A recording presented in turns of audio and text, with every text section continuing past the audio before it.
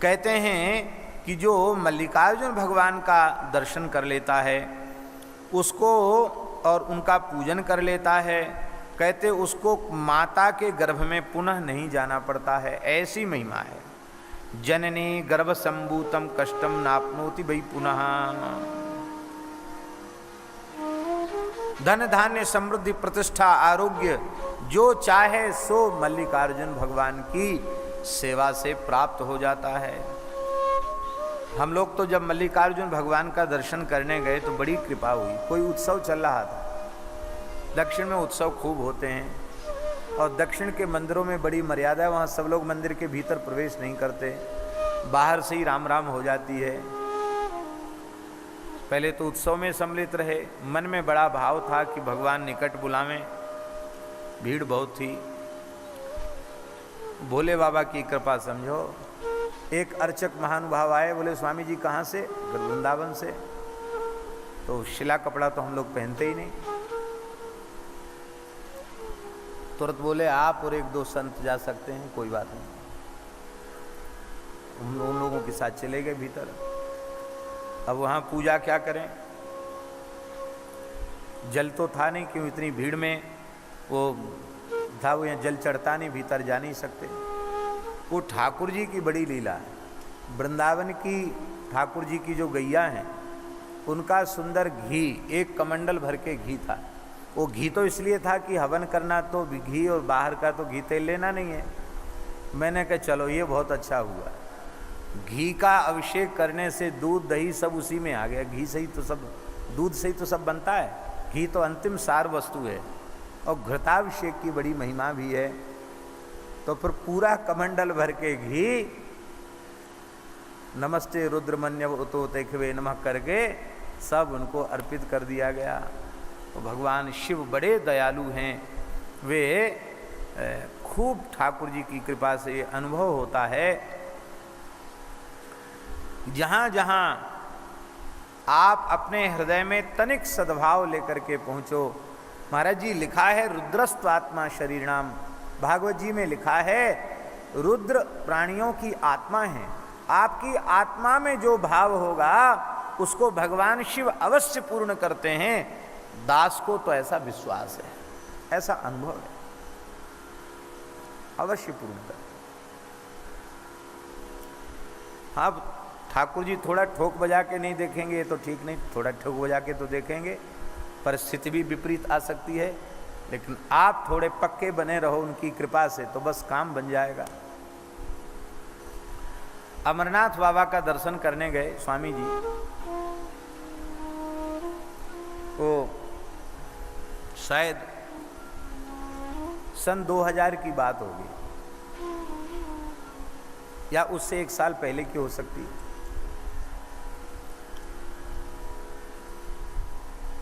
बड़ी कठिनाई से तो पैदल चल चल के गए और जैसे ही वहाँ पहुँच गए, उस दिन सावन का पहला सोमवार था, गुरु पूर्णिमा के दूसरे दिन की तिथि थी।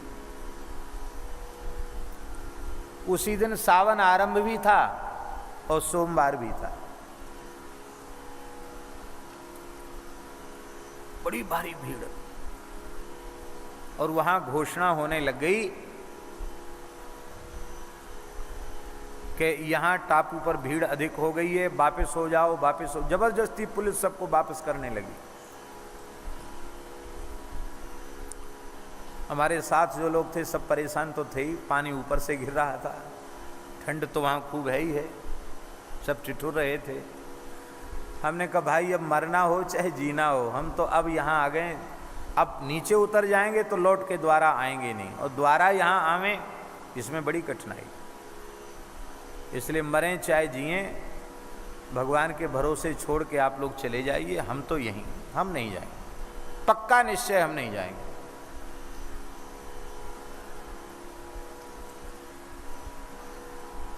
तो हम नहीं जाएंगे तो फिर तमाम लोग तैयार हो गए, बोले फिर महाराज रुकने के तो यहाँ कोई जगह है नहीं।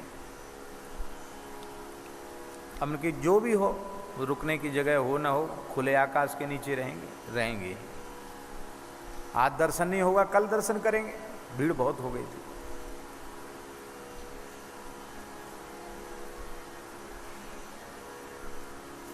साथ के एक मूर्ति ने एक तंबू वाले से बात की, रावटी वाले से, छोटी रावटी होती वहां।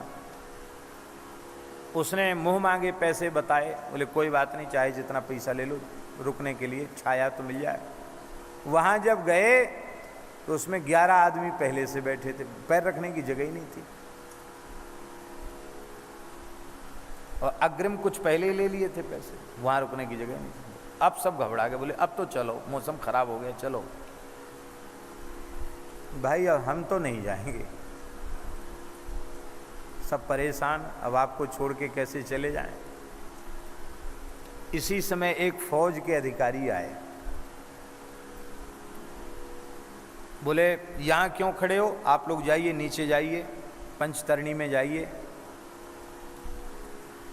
मौसम बिगड़ रहा है, यहाँ रुकने की जगह नहीं है।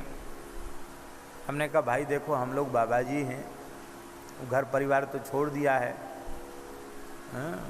एक प्रकार से मरे मराए होते हैं बाबा जी, तो संसार तो मर ही गया, उनके लिए ख़त्म हो गया, तो तुम चिंता मत करो, भगवान के भाग सहारे जो होगा सो होगा। नहीं नहीं बाबा ऐसे नहीं, यहाँ से जाओ, लिया नहीं रह सकते।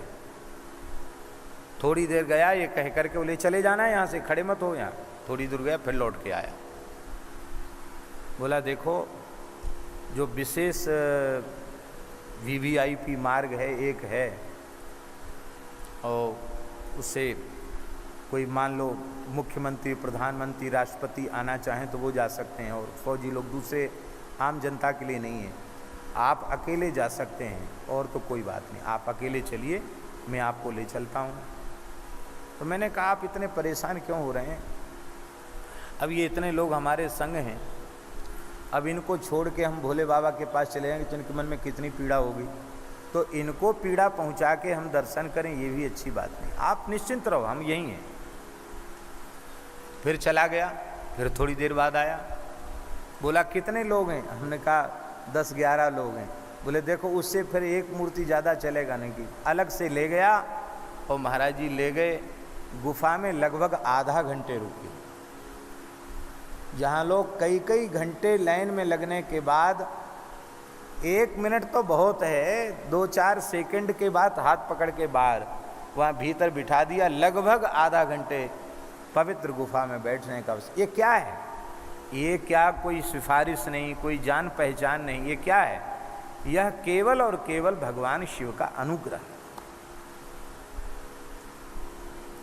भगवान प्रत्यक्ष हैं, इसलिए भाई जिन लोगों में श्रद्धा नहीं है, विश्वास नहीं है, वे तीर्थ में जाते हैं तो उन्हें पाषाण दिखाई पड़ता है, पर भगवत कृपा से जो आस्तिक हैं, जिनमें श्रद्धा विश्वास है, उनको पाषाण का दर्शन नहीं, वो भगवान का दर्शन करते हैं। और जहाँ आपके मन में इस प्रकार की भावना होगी, वहाँ जरूर भगवान अपनी अनुभूति कराते हैं, इसमें संदेह नहीं है। बोलो भक्तवत्सल भगवान की जय।